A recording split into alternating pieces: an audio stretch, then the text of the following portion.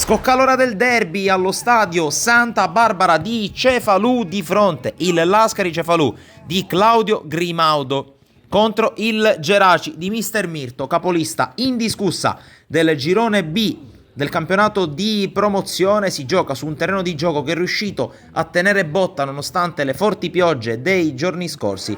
Poi si comincia ed è clima derby come da tempo mancava tra le piazze di Cefalù e Geraci. Inizia la partita e subito un grande brivido dopo una ventina di secondi, rimessa laterale per il Lascari Cefalù che è partito forte in questo incontro. La palla arriva in qualche modo in area dove c'è Sferruzza che da pochi passi non riesce a battere Mirko De Miere. Passano tanti minuti, grande tatticismo, anche grande agonismo in campo, colpo di testa di Moccero, la palla che sorvola la traversa, ma quasi 2 minuti dopo su questo calcio di punizione arriva in spaccata Sferruzza il miracolo di Mirko De Miere, prima grande parata del portiere del Geraci. Qui serio, in qualche modo cerca di creare, non ci riesce, la palla torna a disposizione del Lascari Cefalù. Siamo al minuto 28 con la palla che arriva al limite dell'area, conclusione di Sferruzza, la accompagna fuori De Miere, palla che si perde sul fondo. Siamo poi alla mezz'ora, il cross dalla destra,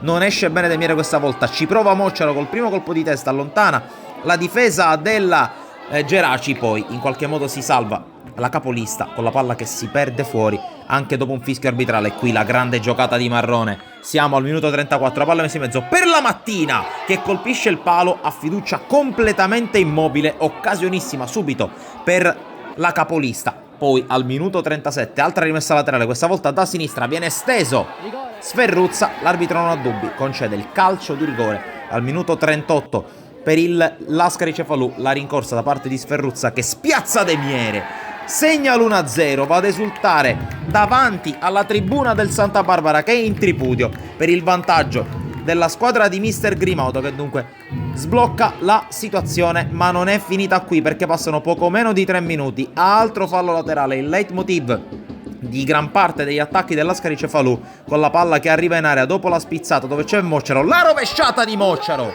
spiazzato De Miere, il gol del 2-0, un capolavoro da parte di Danny Moccero che poi viene travolto dai compagni di squadra per un gol bellissimo e importantissimo perché porta il Lascari Cefalù in vantaggio per 2-0 proprio poco prima, qualche minuto prima dell'intervallo, con le squadre che tornano negli spogliatoi sul parziale di 2-0. Ma inizia forte il secondo tempo del Geraci, grande giocata da parte di Mirko Marrone che mette a sedere mezza difesa del Lascari Cefalù, segna il gol del 2-1, ha un bellissimo gol, ne risponde un altro, è quello che riapre i giochi. A poco più di mezz'ora dalla fine si getterà all'assalto dell'area di rigore del Lascari Cefalù il Geraci, che però non riesce a produrre più di questo calcio di punizione di Gioacchino Serio, palla insidiosa ma bloccata da fiducia. Poi nel rovente finale ci prova anche il Lascari a venire fuori sui sviluppi di una palla inattiva, calcia, abbatte col destro la palla sopra la traversa.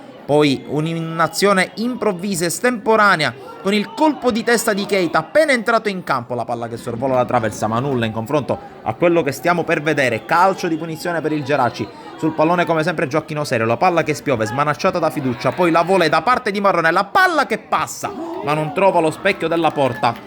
E questa l'ultima emozione di un bellissimo derby vinto dal Lascari Cefalù, che riesce a ottenere 3 punti pesanti. Si ferma la capolista Geraci, che ha comunque un buon vantaggio sulle inseguitrici. Da Sportisile è tutto, alla prossima.